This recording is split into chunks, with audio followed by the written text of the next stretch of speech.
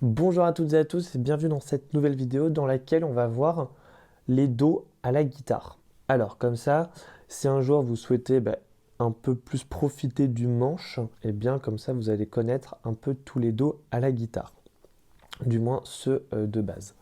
Alors, vous avez peut-être déjà entendu parler du Do majeur en accord ouvert. Donc on va mettre l'annulaire sur la troisième case, cinquième corde, majeur, quatrième corde, deuxième case, et ensuite l'index, deuxième corde, première case.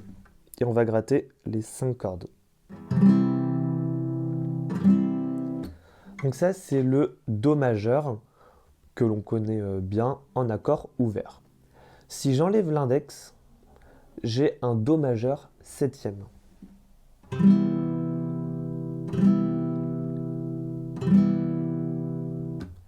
Parfait. Voilà, on va rester là-dessus sur les Do au niveau de ces cases-là. Maintenant, on va aller un petit peu plus explorer les Do sur le reste du manche. À la troisième case, si vous faites un barré avec une position de La majeur, donc comme ici, on va inverser les doigts qu'on va mettre à la cinquième case avec un doigt. Alors si c'est trop compliqué de faire cette position, vous pouvez prendre votre annulaire et plaquer les cordes, donc sur la deuxième, troisième et quatrième corde. Et là, vous avez un Do majeur en barré. Si vous mettez, comme un accord de Si d'ailleurs, en deuxième case, mais que vous mettiez à la troisième case, donc c'est un barré, troisième case, le majeur sur la deuxième corde, quatrième case, l'annulaire sur la cinquième case, quatrième corde, et l'annulaire, l'auriculaire juste en dessous, pardon. Et bien là, vous avez un Do mineur. Donc Do majeur, Do mineur. Et cet accord-là, c'est aussi un Do majeur. Donc ça, c'est le même accord que celui-ci, mais lui, c'est la différence, c'est qu'il est en version barrée.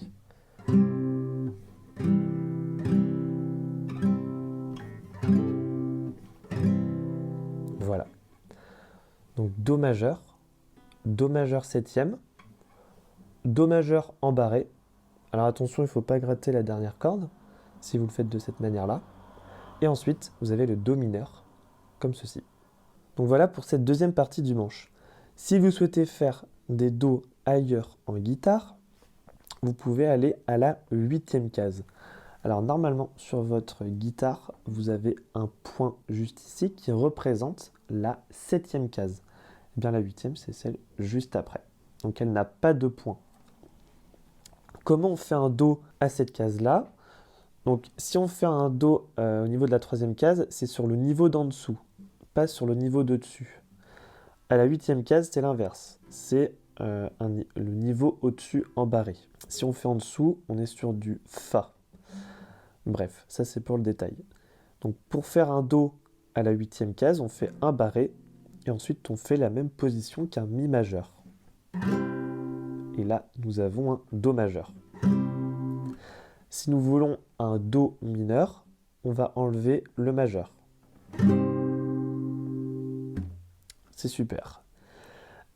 Ensuite, une dernière position de Do septième, c'est donc si on le fait à la troisième case, donc on avait le Do majeur comme ceci, Do mineur comme ceci. Si vous souhaitez avoir les positions septième pour faire du jazz ou même de la chanson française, alors pour faire un Do septième mineur, on va enlever l'auriculaire sur une position mineure. Donc là j'ai un Do mineur et là j'ai un Do mineur septième. Vous avez vu, c'est pas compliqué. Souvent les accords septième sont plus simples que les accords de base. Ensuite, si vous souhaitez faire un Do majeur septième, donc on a le Do majeur qui est comme ça. Si on veut faire un septième, on enlève l'annulaire. Le problème, c'est que ça fait mal au doigt. Donc l'annulaire va remplacer le majeur et le majeur va se reposer sur l'index. Et là, vous avez un Do majeur septième. Ensuite, à la huitième case, si vous souhaitez faire un Do majeur septième, donc on a notre Do majeur avec position de Mi majeur, on enlève l'auriculaire et on a tout de suite un Do majeur septième. Ensuite, si on veut un Do mineur septième à la huitième case, alors là, vous allez voir, ça va être encore plus simple. Un Do mineur, on enlève le majeur. Et si on veut un Do mineur septième, on va enlever l'auriculaire. Donc là, il ne reste plus qu'un doigt. Mais du coup, nous avons un Do mineur septième.